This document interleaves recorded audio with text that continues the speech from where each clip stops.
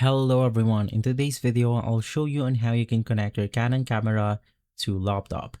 Basically, in order to make this or get the best results, we need to use a USB port or the USB-C or this specific device right here.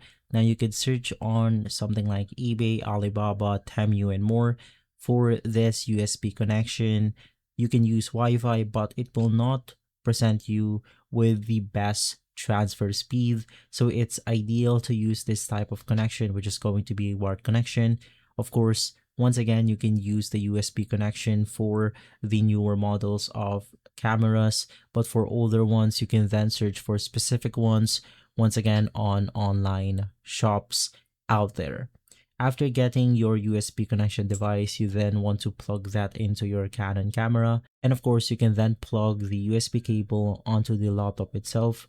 And from there, it will then connect both of your devices automatically.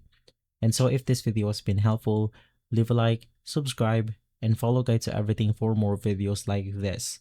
Thanks for watching.